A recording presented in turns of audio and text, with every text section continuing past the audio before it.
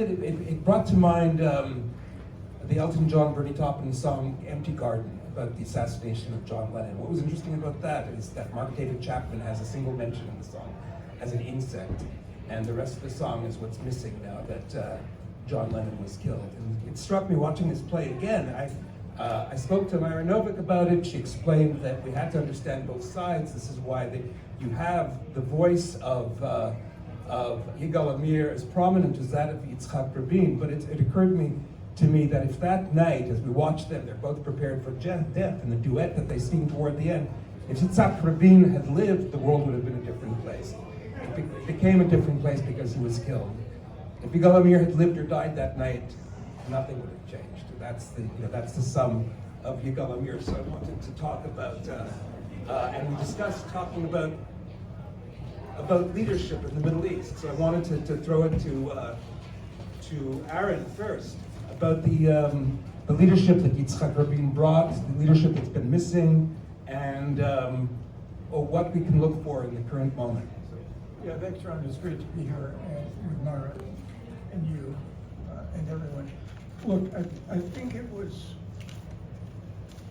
Marx, not Groucho Marx, the other one, who wrote in the late 19th century that, forgive me here, because Marx was writing in the late 19th century, men make history, Marx wrote, but rarely as they please. And I think what the play demonstrates to me, among other things, is if there's any doubt at all that individuals, human agency, matter in life, in politics, and in peacemaking, this play should remove any doubt. Rabin was an exceptional, extraordinary leader. He evolved over the years from the breaker of bones in the First Intifada to a man who was prepared to take risks and break any number of taboos. Yigal Amir fundamentally altered the course. Killing the peace process, he killed Rabin, but the peace process, chance of negotiation between the Israelis and Palestinians and the Israelis and Syrians went on for an additional 7 years. It was, in essence, the Second Intifada and the failure of Camp David in July of 2000. That would be the deciding event from which the so-called peace process has not yet recovered 25 years later. But what it demonstrates to me 30 years after Rabin's assassination is if you want to have a chance, the word peace was used here, I don't know how many times.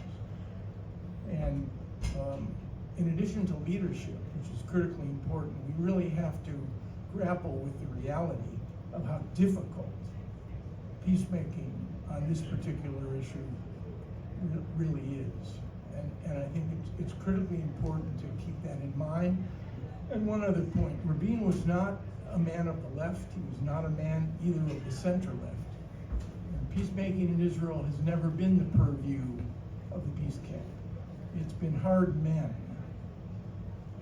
Menachem Begin, Ariel Sharon, moved 8,000 Israelis out of Gaza, dismantled settlements, and Rabin. But it drives home, I think, an important point. Leadership is key. Without it, we are not going to be able to move this forward. Lauren? Thanks. Well, I think I very much appreciated the play.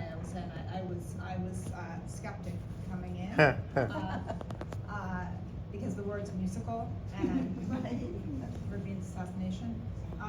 But I agree with how clearly it laid out something, though, frankly, I've always believed, which is the role that individuals have, and for ill or for good. And having been in November of 1995, just to situate myself, I was the chief counsel of the House Foreign Affairs Committee. And so I had, as it was before I went into President Clinton's administration, and I had been spending in that role months trying to do what President Clinton thought was in the United States' interest and Yitzhak Rabin asked for, which was continuing to extend the legislation that allowed the United States to negotiate with the PLO. And we had to do shorter and shorter term extensions because of a group of, I would say, even at that time, far right constituencies that kept getting members of Congress to object to the extensions going forward. I bring all this up because it was only on the floor of the House at the same time, because that had happened just the weekend before Rubin was killed, that we were not able to get through that unanimous consent agreement. And so after he was killed, and there was a time on the House floor for a resolution that was commemorating him, and all sorts of people who had been part of opposing allowing the legislation to go through that he wanted were the first to speak up in honor of his memory, and we paired that, frankly, to try to embarrass them with the legislation that would extend, which went through at that moment. I bring all this up because at that point I had a conversation with someone I had worked for previously who saw how upset I was in having to get this work done at this time and with the hypocrisy I was seeing. And he told me then, it's a member of Congress, Gary Studs, who has since passed, about how much this was like the assassination of Robert F. Kennedy for him.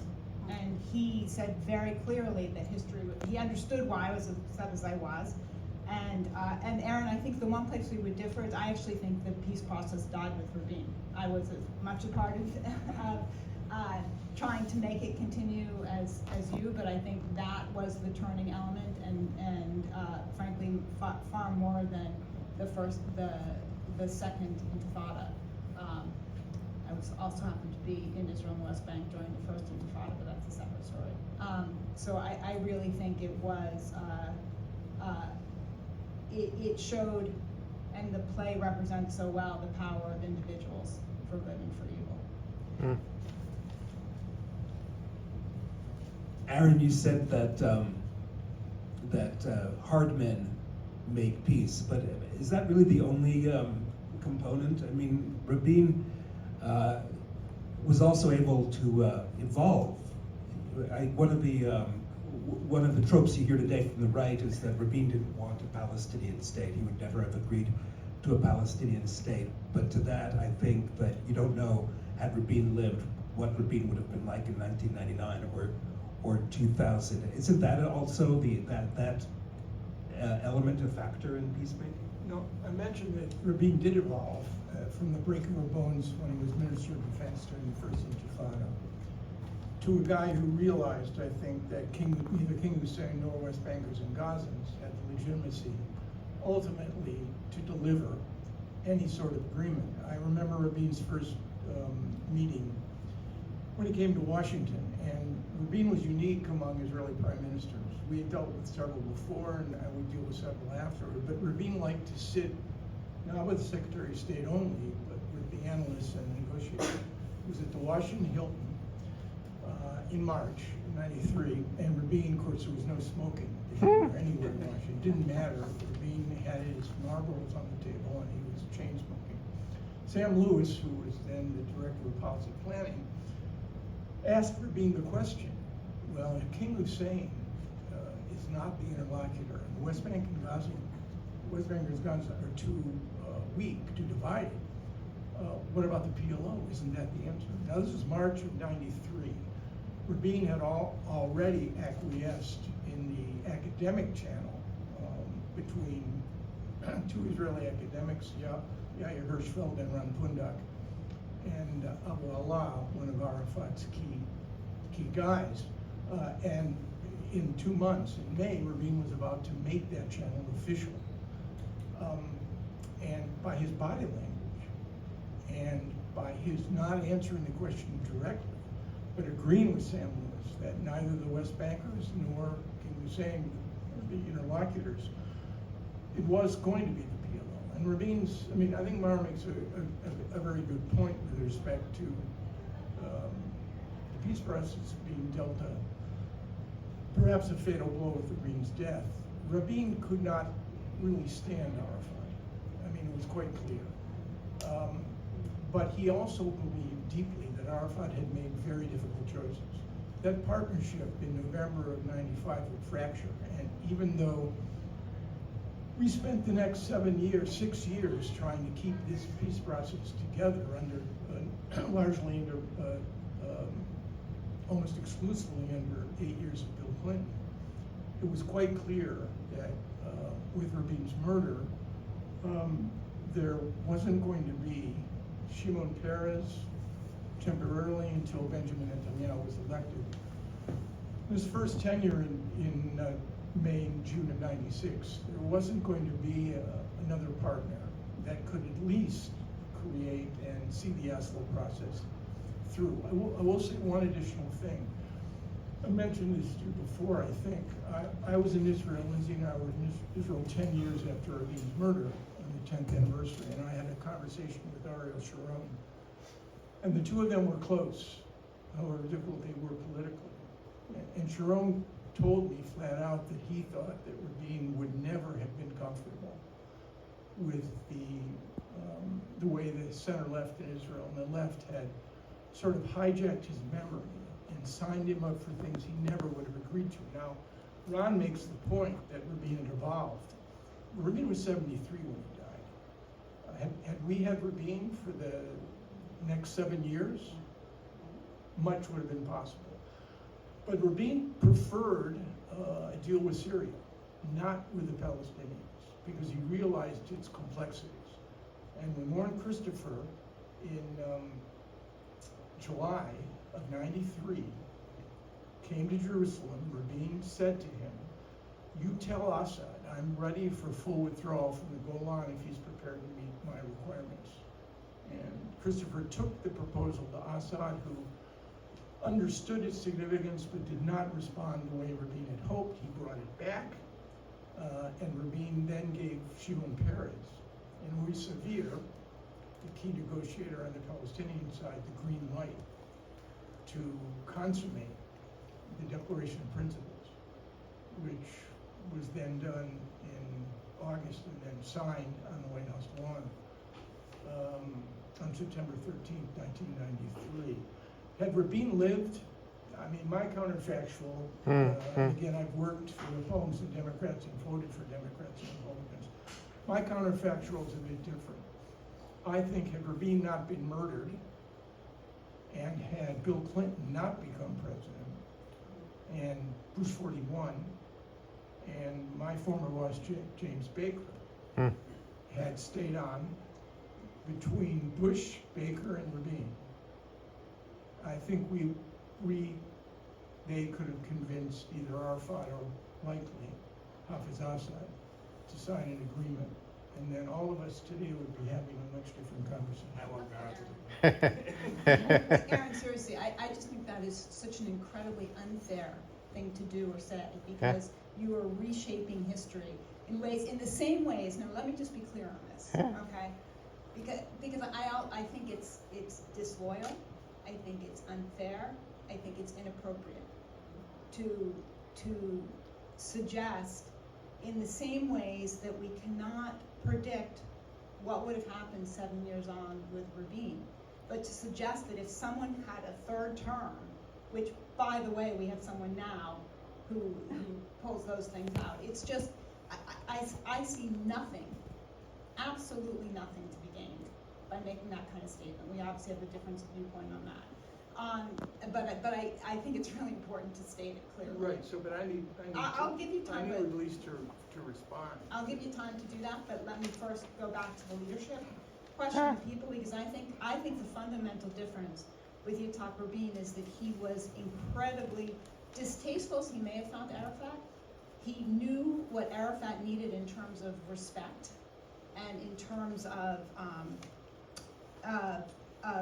the public perception of a relationship between the two of them, and he gave him that. And I think it was a huge contrast, actually. I don't think Shimon Peres was capable of that, and Ehud Barak doesn't make anyone feel, like they're close to him in that way. And so I think that was something else that was killed in terms of possibility.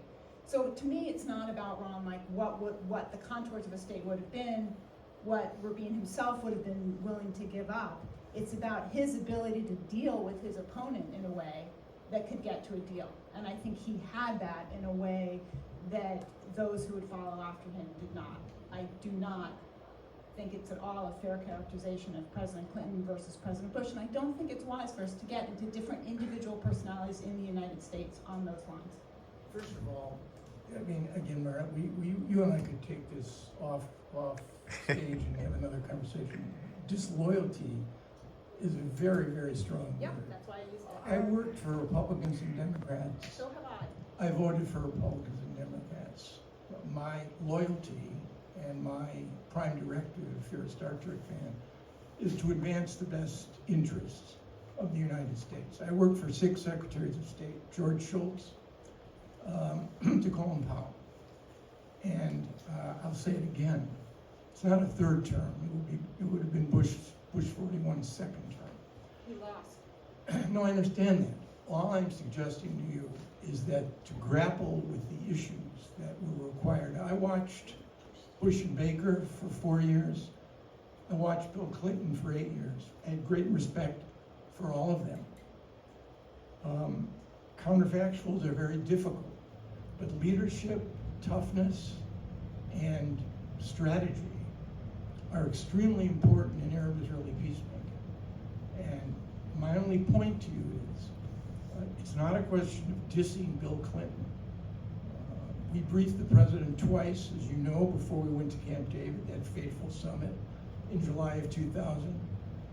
Bill Clinton probably cared about this issue more than any other American president, with the possible exception of Jimmy Carter, who chased after it.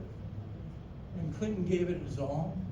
I think he was moved morally, ethically by Rabin's murder. You know that. You saw him grieve. I went to both Rabin's funeral with him and with Hillary to lay Rabin's funeral in 2000. Clinton was dedicated. Clinton was determined. All I'm suggesting, and again, I have my counterfactual, you can have yours. In order to deal with Arab-Israeli peacemaking and the issues that we confronted at Camp David, border security, refugee, Jerusalem, and end of all conflict and claims, which are the 5 core issues that need to be resolved. If we're going to have a discussion about Israeli-Palestinian peace, very heavy lift. You needed a degree of toughness that, frankly, I felt and experienced during the Bush-Baker years that I did not experience during the Clinton years. Presidents are different. They bring different sensibilities and skills to the office. But just to circle back, this is not a question of disloyalty. I served presidents and secretaries of state. I did my best to give them advice. But I also, because it's critically important to identify what is important from the American side in trying to move this process forward. And again, it's not a diss on Clinton, it's Rabin's murder that fundamentally removed a strategic partner from Israel. And we have not seen the likes of him since. And it's hard to imagine we'll see him and his likes again. I want to go back to, well, first of all, I want to congratulate you on wearing Wolverine socks. It's at least your The game is actually the game is on, but you're doing it. I want to go back to something you said about your conversation with Ariel Sharon and how close they were. One thing that struck me, I went back to, where are they calling me? I went back to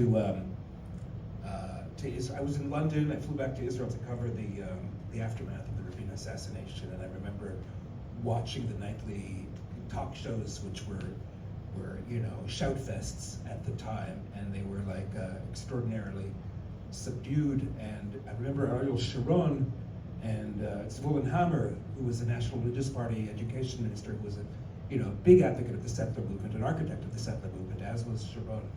And the way I led my story was to explain the Jewish concept of al-Chet, to explain that to American audiences, because that's what they were doing. They were confessing that they had not done enough to prevent the death of Rabin. And that was so striking to me at the time, and I have to say, it was stood in contrast to Netanyahu, who was the leader of the opposition and who did not convey any similar impression.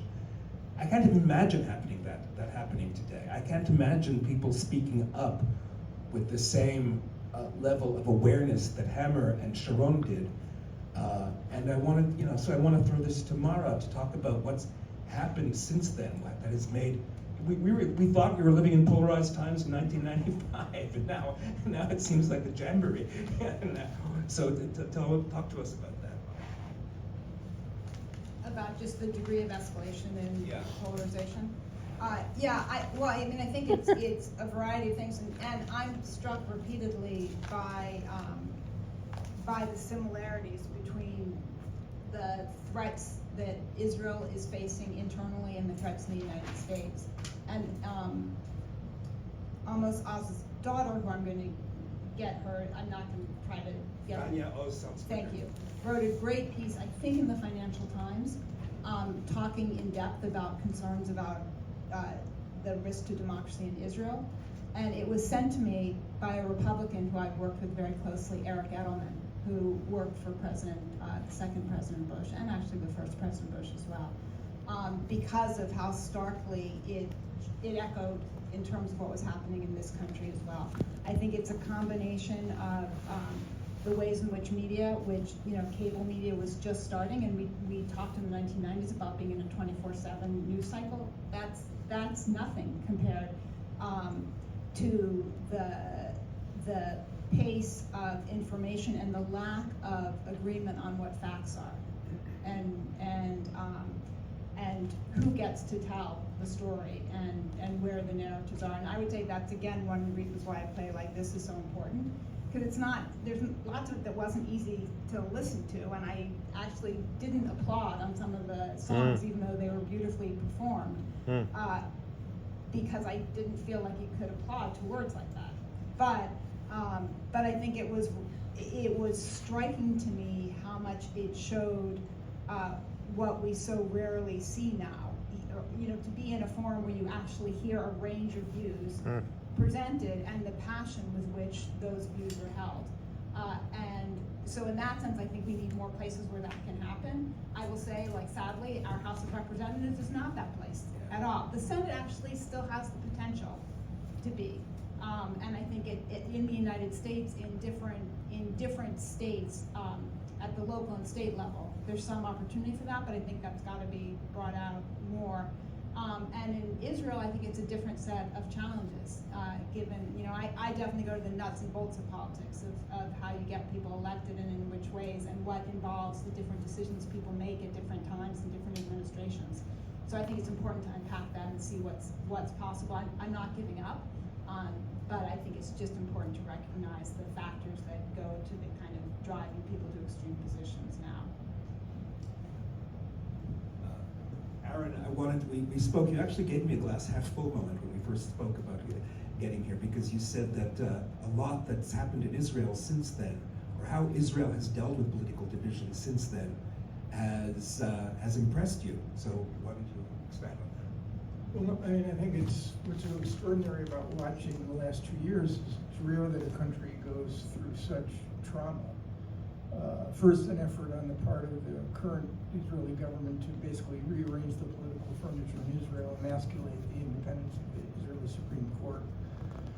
On one hand, and then the trauma of October 7th and the response. What strikes me and what is uplifting to me is in a country just shy of 10 million people, 2 million Palestinian citizens of Israel, that the Israelis could put out into the streets for 42 weeks in a row, hundreds of thousands of people, all more or less, and this was in many respects a protest movement that minimized what divides Israelis, but put a premium on what unites them, but that they could essentially go out in the streets. 400,000 people, I think, is equivalent to 15 million Americans.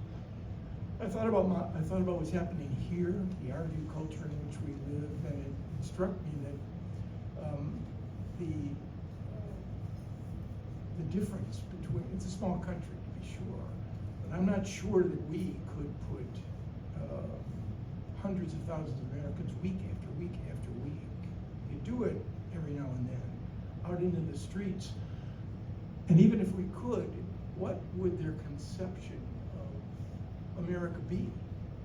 And that is what concerns me most about what's happening today. I mean, the country, it's not a big ATM machine where you get to make withdrawals. You've got to make deposits. And the deposits are the obligations and responsibilities of citizenship and the attachment to the country. And that still exists in Israel in a way that I'm concerned I'm old. I will concede that to you. But I don't see in the younger generation, I see identifications with being citizens of the world. I see identifications with various interest groups and issues. What I don't see is this broader commitment and affinity to the idea of America. And that idea in Israel is still very much alive. One last point. I am not, I don't like the word cynical. I don't like the word pessimist. I am not. I borrow a phrase from Jack Kennedy, who described himself as an idealist. Without illusion, that's what I am. I'm an idealist without illusion. And if I could speak to the young people, I was out during, in the wake of October 7. I was rivered to the sea at any number of campuses, elite campuses on the East Coast. The only useful deployment of the phrase river to the sea is what do you do with the 16 million humans that live between the Mediterranean Sea and the Jordan River? That is the only issue to me with respect to what you see playing out now in Israel. And I would only say, I say this to myself, I occupy a tiny space on the planet for a very short period of time. I do not have the right to mortgage my kids and now my grandkids' future by saying never.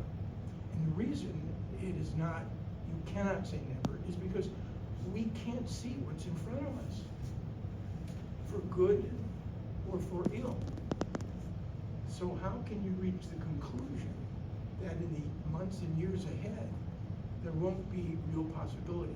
Lindsay and I saw the movie Nuremberg. I'm not doing a spoiler alert for you, but the last screen there is a sentence attributed to a British philosopher.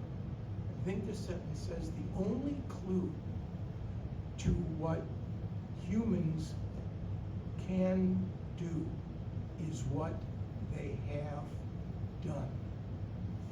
Now, that sentence and that phrase was designed to demonstrate that the Nazi Holocaust happened once, it could happen again, but you could turn that phrase and you can talk about Sadat and you can talk about Rudman, and you can then hopefully understand that there's incredible amount of potential in human possibility. Yes, back there. I'll repeat that. Do you see among the younger generation in Israel, among their leadership class, like maybe those in the youth, who seem to have that same kind of wisdom or insight about how to be a statesman, you know, with those who are your enemies? I know there won't be another Rabin, but is there anybody who seems like they've got that special understanding or potential? I'm going to repeat that just for the recording. The question is whether there's somebody in the younger generation who has the vision or the resilience, I guess, of a Yitzhak Rabin in Israel. Mara, do you want to start? Sure. I actually, I am concerned about the ability to be visionary and to make agreements with people with whom you deeply disagree in Israel, among Palestinians, among Israelis, among Americans, in terms of younger generations. I think Israel is a particular challenge in, and I started noticing this going to Shabbat dinners with different people during the, I must have been Obama administration, where I realized that the younger generation, the people who were serving, people in their 20s, were more conservative, were to the right of their parents. And I thought that with the separation barrier and with the lack of interaction other than in military service, it was increasing the ability increasing the disconnects and the ability to be in kind of your own silo of thinking. I think that the role of social media has just exacerbated that in all of these different polities, because you only hear and listen to those who share your views. That's the channel you turn on. And so that's why I'm deeply concerned, but I also welcome where there are pathways to have it be different than that. And I will tell you, like any of the young people who work with me, who I hire to do things, are the people who are capable of hearing a differing viewpoint and being able to figure out how you get to solution sets. And I'm heartened by the fact that they're definitely out there, but I know from talking to a lot of them that they're the minority within their, among their colleagues. Aaron? No, I think that's right. I mean, Israel's a right of center country. And October 7th has created a situation where the trauma of October 7th is going to live on for a very, very long time. But again, it's all about leadership. Public opinion can change. It's fickle. It's dynamic.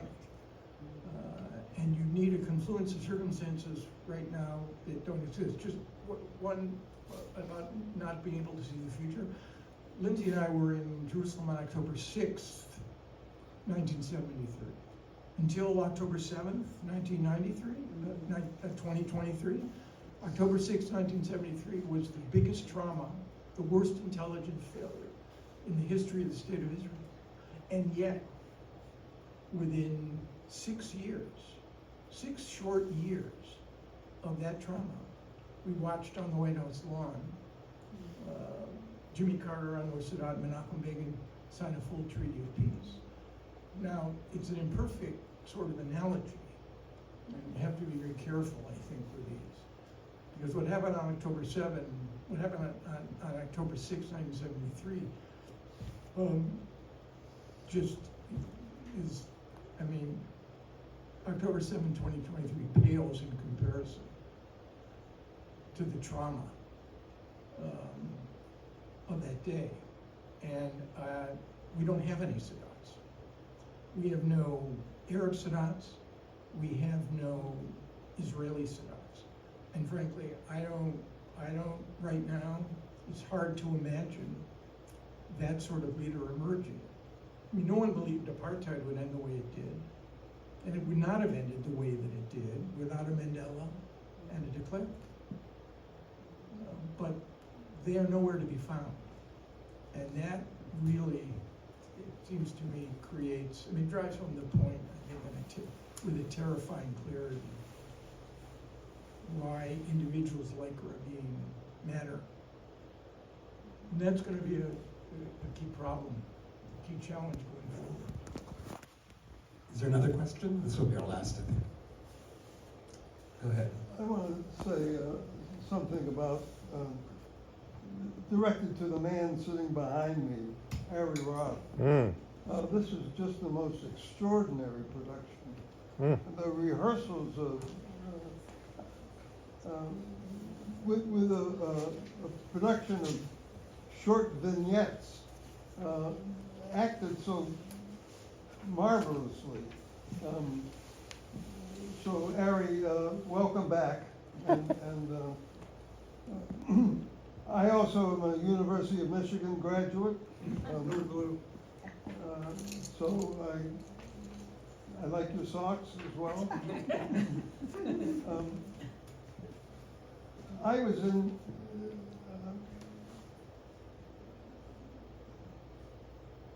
I have found Israel to be a tragedy. And I went there with my wife in the early 70s. I was a student at Michigan in 1948, so I'm an old guy. And what I have, the reason I think it's so tragic is that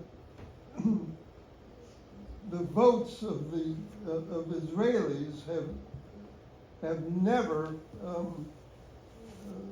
with the exception of, I guess, Rabin, but they've never provided a guideline for creating a Palestinian state. And I think that's fundamental. And so I just don't know where things are going to go.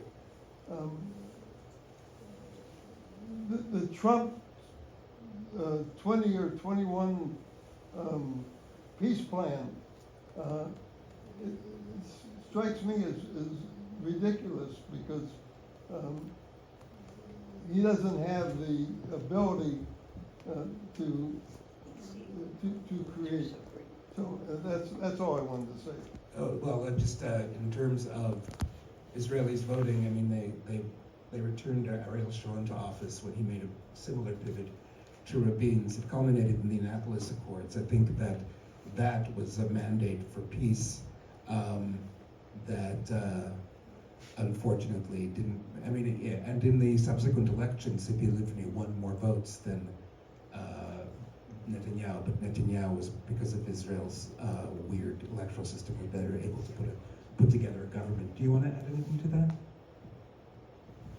Final words, how about? Yeah, great, I'll just do a quick, yeah, because I will say on that, because Netanyahu's a better politician than Tzipi Livni, even though I may agree with much more of what Tzipi Livni had to say in terms of the politics being put together a coalition. I will say on the 20-point plan, I count myself among those who are surprised in reading the plan itself for actually how much potential I think it has. Do I think that this administration has the ability to execute on it? Very, very unlikely, but my hope would be that just as I don't think this administration actually wrote that plan, I think there are a lot of other countries that you need that basically put it together, probably with Tony Blair's help as well, and then we're very happy to make sure that all of the credit and the responsibility for it, including being chairman of the Peace Board, went to this administration. So I think that sounds brilliantly executed. So I'm not giving up hope on that, even though I think it's a long haul, but I think there are a lot of players involved who want to see elements of that, who have a direct interest in seeing elements of that go forward. And so I'll be continuing to push it affirmatively and to watch how different players are maneuvering on that front. I mean, I think it offered a chance, a moment. 20 live hostages returned, 3 remaining hostages, the bodies of 3 not yet returned. And the war that we've watched over the last 2 years probably has come to an end. Largely because Hamas understands now that freeing the hostages was an asset, not a liability. They've now been able to expand their influence in the 47% of Gaza they now control. And because Donald Trump has made it unmistakably clear to Prime Minister Netanyahu that there will be no return to what we witnessed. Doesn't mean there won't be Israeli strikes against Hamas and vice versa. But the war is over. And in that sense, thankfully for the hostages' families and for the long-suffering Palestinians in Gaza, half the population under the age of 18, exponential rise of Palestinian deaths and injuries. It's a good thing, but there needs to be a lot more. On that note, I thank Mara and Aaron for joining me this afternoon, and I'll agree that it's a good thing that Ari is back, but Ari never really left. I mean, Right, if I could just take one prerogative,